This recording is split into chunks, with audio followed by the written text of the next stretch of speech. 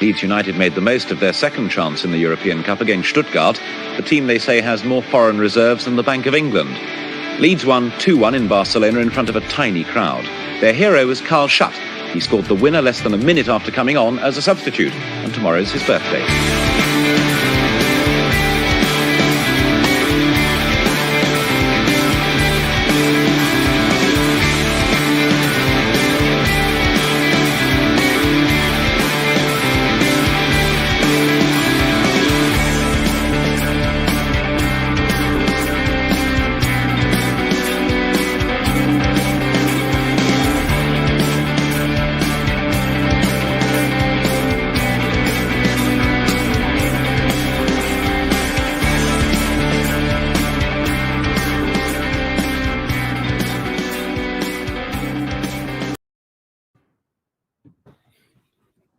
Hello, good morning, good afternoon, good evening, wherever you're listening from. Welcome to Talking More Shutt, a Talking Shutt spin-off, and a special one today because yesterday Leeds decided to just drop out their two international top-class signings. So I thought nobody better really than an expert in Bundesliga football, all the way from Cologne, Germany. I'd like to welcome Alex Chaffer, Bundesliga International Contents Manager and big Leeds fan. Welcome, Alex. Thank you for having me on. Yeah, brilliant. I wanted to be able to talk about Robin. So, being able to do it on your podcast is perfect. Yeah, absolutely. Obviously, we've heard the link to Robin for quite some time. I think the first rumour came up for us at the beginning of lockdown. So obviously, with the Bundesliga coming back, we watched a few Freiburg games to kind of see what he was all about. I think it probably gave a poor reflection on his ability because obviously they've been locked down, been rusty for a while. So from your point of view then, Alex, being a Leeds fan based in Germany and being obviously well abreast of the situation in the Bundesliga with your job, what type of play can we expect from Robin Koch? I think we can expect a very well-established and good ball-playing centre-back who can also happily play in midfield. He actually, started his playing career in the youth at centre midfield, and it was when he was 14 or 15 at a team called Eintracht Trier, where his coach said to him that because he wasn't quite good enough in sort of challenges and duels, he wasn't strong enough yet, he sort of put him into defence for the time being and said, look, you can have more time on the ball there and improve on what is your biggest strength, which is his passing ability, and work from there. And he sort of stuck there, to be honest. And he moved to Freiburg, and it was the first time where he'd really been professional. He's sort of a late bloomer as well because he turned professional, played his first professional game when he was 20. So bit of a late bloomer, but he started out swapping between centre mid and CDM, which is what he's been doing in the last year or so. But now he's reached sort of his peak of his early development already. And I'm just excited that he's going to be spending this key development time with Bielsa at Leeds. Yeah, obviously, everyone's aware of the Ben White situation. We obviously had Ben last year at Leeds, and he was an absolute revelation, having only really played at League One level. And obviously, it's no secret that Leeds tried their hardest to keep him. But it sounded like Robin was certainly the sort of second option. And I think when it became obvious from the club that, the Ben White deal was too difficult to do, Robin was the next sort of option. It'd be unfair to compare him straight to Ben White, but sort of what attributes does Robin have that Ben did have last year? I think I've told a few people that have asked me already that he's the best alternative I could have thought of, at least from the Bundesliga point of view, for his age, his experience, and as you said, his playing style. He matches up to Ben White almost to a T. He's, as I said, his biggest strength is his passing ability, with be it direct balls into the midfield or long balls over the top.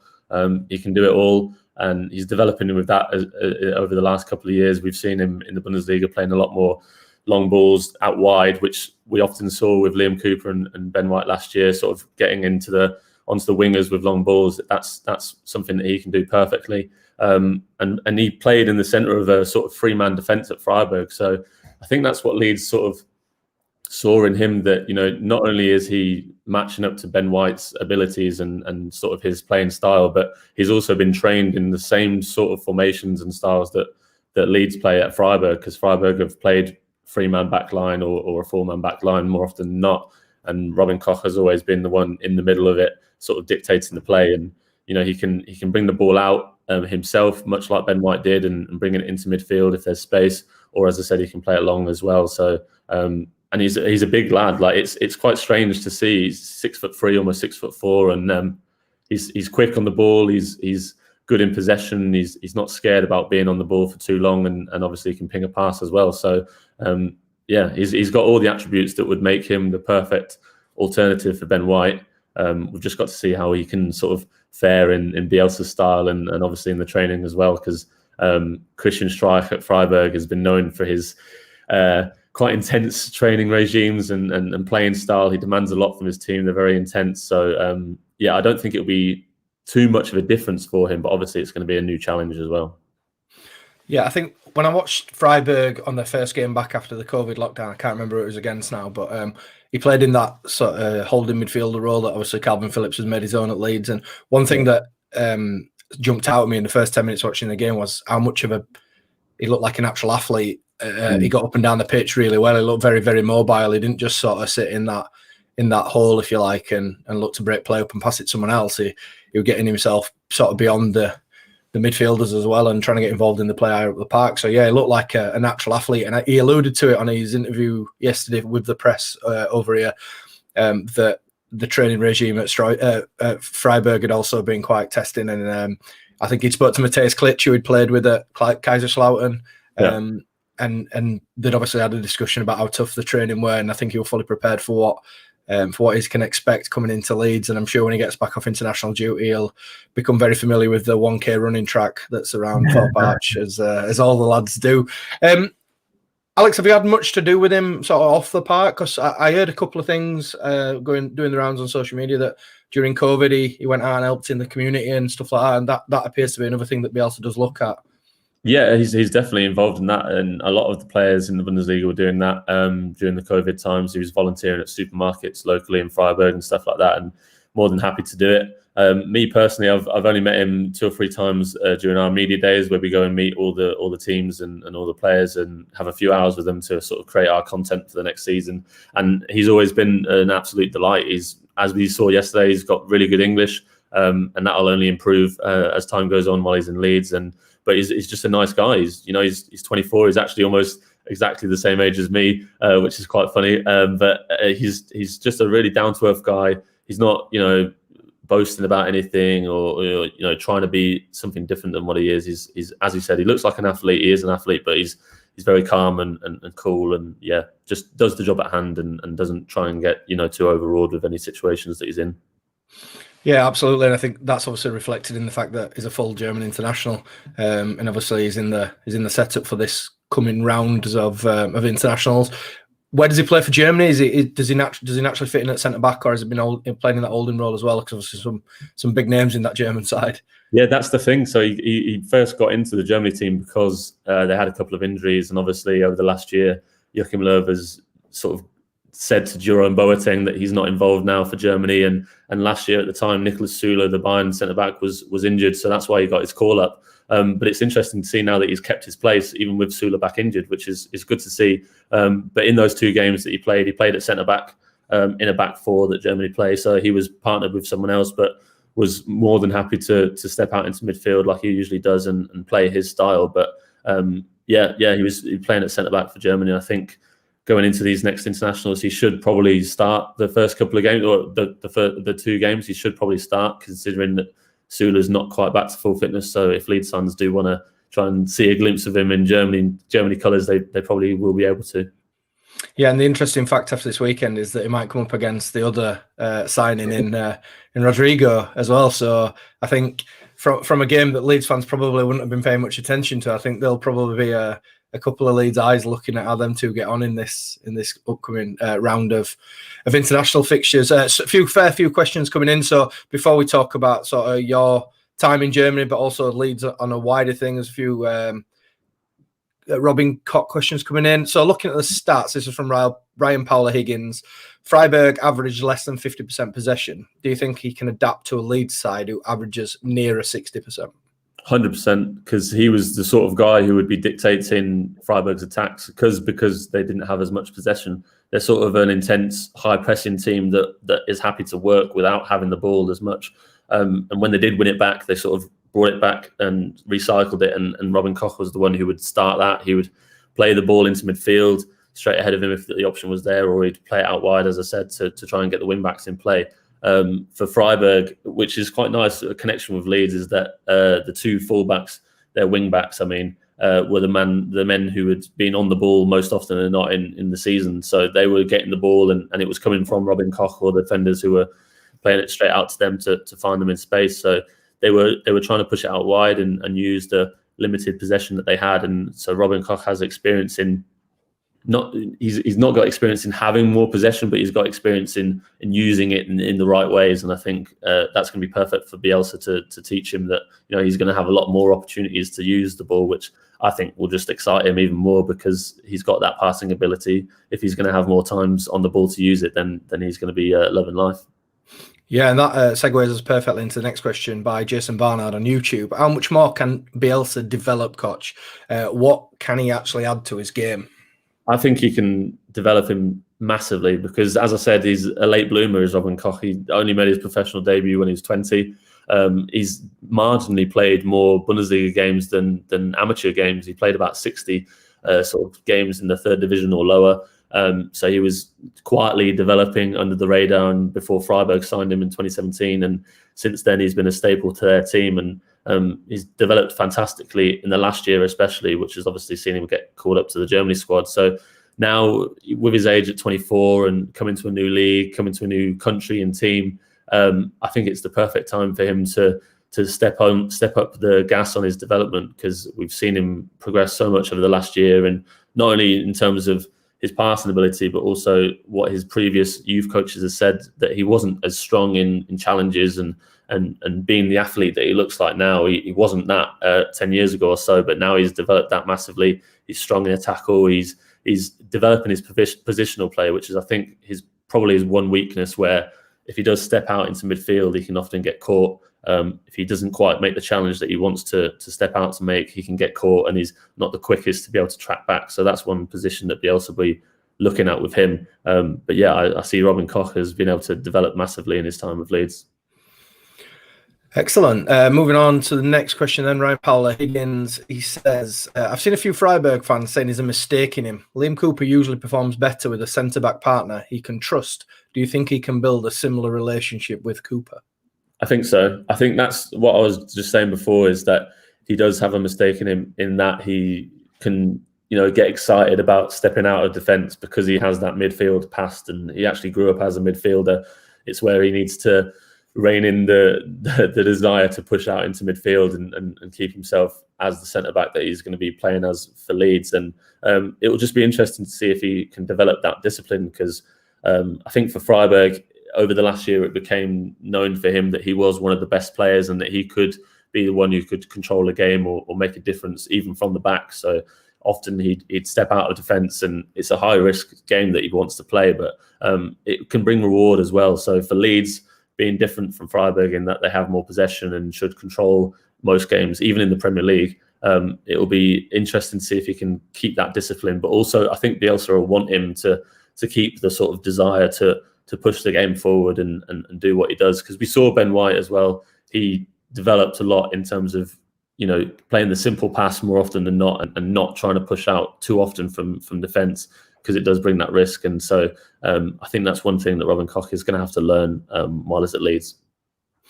Yeah, another question here from Stuart Newton, I think, is Koch now is going to provide us some aerial threat in the opposition penalty area as well, which is something that you and I both know from watching Leeds now for a couple of years. We've been distinctly lacking since the sale of Pontus Jansson to Brentford.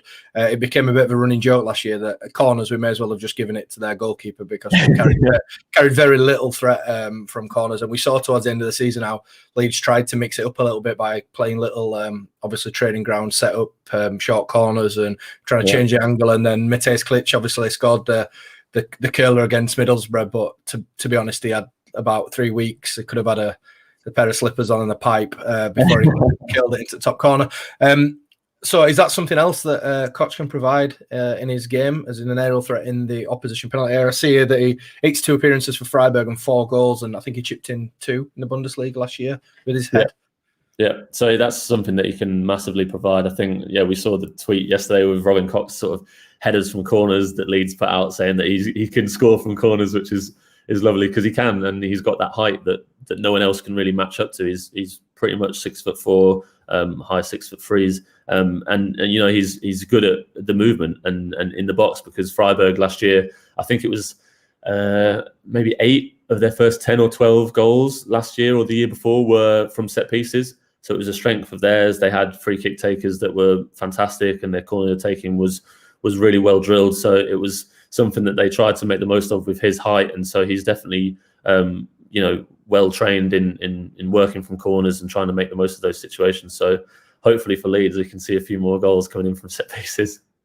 Yeah, and this is a question coming in from Jason Barnard again over on YouTube that I wanted to bring up as well. Obviously, we've seen the pursuit of Leeds going for Ben White recently, and there was all sorts of figures being touted around. I think Leeds went in with an 18, a 22 million, a 25 million bid for him, and then we've gone and snipped a full Germany international who looks to have similar attributes to be really honest, for 30 million-ish and a few add-ons. And Jason Barnard says, we've got Koch for a third of what we would have paid for Ben White. Is this because the German market is much better value than England's? Partly, but it's also because Robin Koch was entering the last year of his contract with Freiburg, and he'd shown no desire to sign a new one. He'd been linked. This is what I think is quite possibly the most interesting part, is that he was linked heavily with Leipzig and Benfica in January, and he said personally that the links with Leipzig sort of went over his head a little bit. It was more the handling between the clubs, but Leipzig definitely were massively interested in him and tried to sign him in the winter, but it didn't materialise. And so now, obviously, Freiburg wanted to get some cash for what is, one of their better developed players, and that's something that they've done in the past. They've got one of the best youth academies in the Bundesliga, and they've got a lot of players now who are playing for Germany as well. So they wanted to try and get the most out of Robin Koch and get some money for him, and that's what they've done. But from a Leeds point of view, to get him for the third of the price, and as we said, and as you said, he's got a lot of the attributes that Ben White has, and he's also a full international already. He's played almost 100 games in the German top flight, so he's got the experience to go with it as well. And as I said, he's sort of in the middle of his peak development stage. So I think it's an absolutely outstanding deal for Leeds United.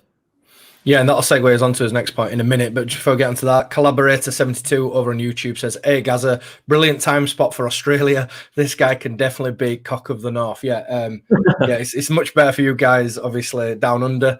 Normally our show is at 6:30. I think you guys are probably sleeping at that time. So, yeah, much better for you guys. But moving on to that, obviously the transfer window for Leeds were littered a lot with a lot of youth signings to start with, and then over the weekend we've seen it really kick into gear with the signing of Rodrigo Moreno from Valencia, and then Robin Koch. What do you make, Alex, from far afield in Germany of Leeds' current transfer dealings and the way it's gone?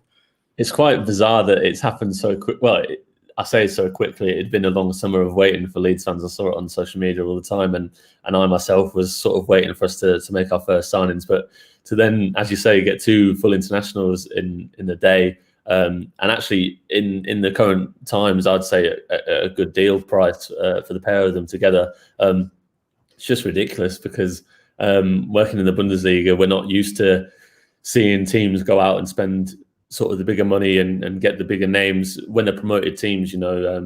Likes of Stuttgart this year and Bielefeld are definitely looking at younger players from the second division and trying to develop them for the next couple of years. But for Leeds, it's obviously a huge statement, and I think it is a massive statement to the rest of the league that we can attract these kind of players even if we're just getting promoted now, because we've got no plans on this being a one-season wonder. I think Leeds are fully set on and establishing themselves first in the Premier League and then developing from that as well. So, the difference between Rodrigo and Koch is quite interesting because obviously Rodrigo is 29 and sort of,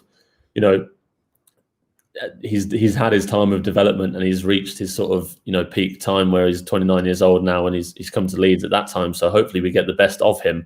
But I think for Robin Koch, it's going to be about, firstly establishing himself and then developing and getting better. And obviously, I think he's the kind of player who'd want to stay with Leeds and improve with Leeds going over the next couple of years. So I think we can see a lot more of that coming over in the next couple of years, as long as we stay in the Premier League. These sort of young, interesting players developing under the way that we want to play. Yeah, we in our group chat, the Talking Shutt group chat, one of the lads, Ben, put in there that he went, what could be exciting has probably gone under the radar a little bit. In maybe 2, 3, 4, 5 years' time, the front two at Leeds could be a lad called Greenwood and Joe Gellard, two big English prospects, potentially being the two main strikers at Leeds. And I think it might go a little bit under the radar, some of the youth recruitment, but there's obviously a very sort of set strategy to not only flesh out the 23s with good players who are obviously going to feature in Premier League 2 next season, but start looking at a pathway to the first team as well. And under Marcelo Bielsa, that's definitely a way that's going to get there. I mean, for you, Alex, what else do you think that Leeds need to get in before the season kicks off? Or not so much before the season kicks off, but before the transfer window closes, if anything? I think the only thing I was thinking about before Robin Koch signed was that we definitely needed one, but maybe another centre-back, just because with Berardi being injured for the period that he's out for, and only really having Koch and Cooper as the sort of fully fledged centre-backs, if one of those goes out, then we're going to have to sort of try and vary our defence a little bit, maybe play Luke Ayling at the back or something like that, maybe Calvin Phillips as well. So it should be fine, but it's also not ideal. I think I'd rather have us bring in another centre-back. I know we've got Pascal Skrujic, who played so well at the end of last season, but it would be good to have another sort of young guy who's coming in and can be happy with sitting on the bench and being the sort of second choice. But I'd like to have some reinforcements at centre-back for sure. Yeah, and I know Phil Hay of The Athletic yesterday did allude to the fact that maybe Bielsa's softening on the approach for a second centre-back signing, and a name that had been mentioned was Axel Zwembo at Man United. He was on loan at Villa in the season that they got promoted.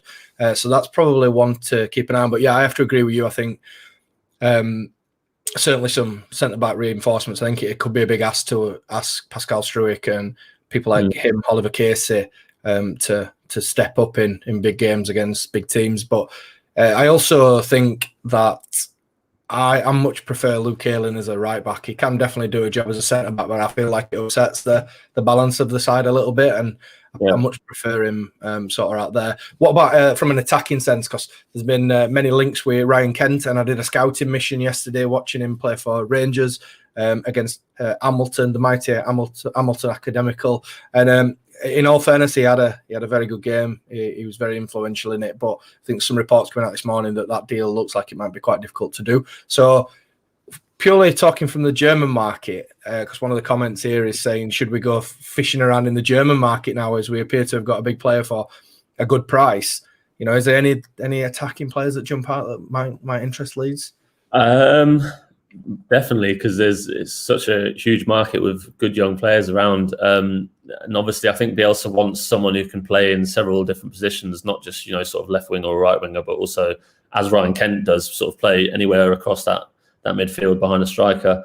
Off the top of my head, I'm not too sure, to be honest. I know we were linked heavily with Nicolas Gonzalez from Stuttgart at the sort of start of the window, and I said that would be a fantastic signing because he's a goal-scoring winger who can sort of play either side and brings that variation that would be good for Leeds. I don't know how possible it is that they would go in for that again.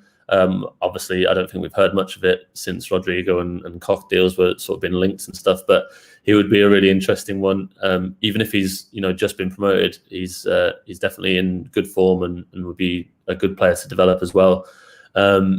But I mean, I'd be interested in looking into the loan market as well if I was Leeds, just because it's we've spent a lot of money already, and we've got Jack Harrison on loan, but obviously that's going to be made permanent. It should be at the end of the season, so it would be nice to sort of have a loan player just to not have to rely on getting another deal, a permanent deal sorted. It can be quite stressful, I know, for these guys, and having to get these deals over the line, especially with the pressure from the Leeds fans. So maybe a little loan deal would be nicer. But off the top of my head, I think maybe Nicolas Gonzalez would probably be the best option if we did want to go in for someone like that going forward in the attacking side. Yeah, it was a name that was quite heavily linked early in the window. I think has he picked an injury up? I think has he got an hamstring injury or something like that? Something like that, yeah. And he's interesting in leaving the club. So it would be one that I don't think would be all too difficult to sort out, but it might be a bit pricey. But one to keep an eye on for sure. So to you then, Alex, how does a Leeds supporting Englishman end up working for Bundesliga and living in Cologne? It's a long story where so my mum and dad were born and raised in Yorkshire, in Otley and Guiseley, and they moved down south. And I was born down south in Northampton and raised there, and grew up obviously loving football and loving Leeds. Had no other choices really. And when I was ending school, I was interested in working in football, but not going to university. So I sort of started writing about football on my own and in my own time, and developed a couple of years and got myself an internship over in Germany with the sort of German equivalent of the BBC. Stayed there for a couple of years, and then 3 years ago now applied for the Bundesliga and luckily got the job. So I've been in Germany almost 6 years in total now, which is quite crazy to think about actually. But yeah, I love it here, and it's a permanent home for me. I'm more than happy to be staying here. But it's actually also been quite fun, especially in the last couple of years, following Leeds from here, because I think everyone in the Bundesliga office now, they might not be Leeds fans, but they definitely check Leeds scores and they know about Leeds. Not that they wanted to, but because it's been forced on them by me. So Leeds fans can know that the Bundesliga offices are heavily influenced by a Leeds fan. Yeah, it's class. Lovely country to live in as well. Before we let you go then, Alex, a few other questions just coming in. Dean Philip Galloway wants to know if there's any jobs going for Bundesliga. I think he fancies it himself.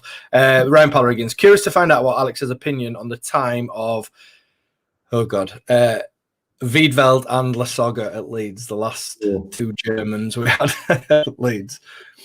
Wiedveld was a disappointing one for me because he wasn't the highest of caliber goalkeepers in Germany. Obviously, Germany's been so well touted as a big producer of goalkeepers over the last years, but Felix Wiedveld was sort of one that was good 3 or 4 games and really bad 2 or 3 games as well. So I was disappointed that it worked out the way that it did for him. I actually met him the summer after he'd left at one of our media days, and he said that he loved it at Leeds. It was difficult, but he absolutely loved it. So it's good that he enjoyed his time. I'm just disappointed that he didn't quite make the mark that he could have done, because he's sort of a goalkeeper that sort of flatters to deceive. And Lasogga is a completely different story, because he's as Leeds fans will know, is sort of earmarked as this big striker who's he's got a different mindset to most players, but he's a goal scorer. And that's his job, and he did it well for us. All being told, I think he got double figures in the championship season that he was with us. But he built up a reputation in Germany as sort of being this party-going, happy-go-lucky sort of striker who wasn't fully concentrated on playing football. So I wasn't expecting massive things from him. I thought that was a fun deal from my side to see how he would work at Leeds. But I wasn't expecting too much, and I'm quite happy that it didn't end up being a permanent move for him. I think he would quite possibly die under Bielsa. Yeah. He didn't look in the greatest of shapes at times, to be honest. So I don't think we'd ever see him under Marcelo Bielsa, to be really honest. But Alex, I can't thank you enough for coming on, mate, all the way from Cologne. Thanks for taking time out on your Sunday. Big thanks to everybody who's tuned in. And keep tuning in. We're back on Wednesday for Talking Shutt. We've got another special guest on. We've got a guy who worked at Sunderland's academy with the lad Greenwood, who we've just signed from Arsenal. So we'll get the inside track on him and various other stuff. Please tune in, like, subscribe, all that type of stuff. Again, Alex, massive thanks to you, mate. Enjoy Bundesliga when it returns, and enjoy watching Leeds in the Premier League and keeping one eye on Robin Koch. Of course, mate. Leeds is Leeds.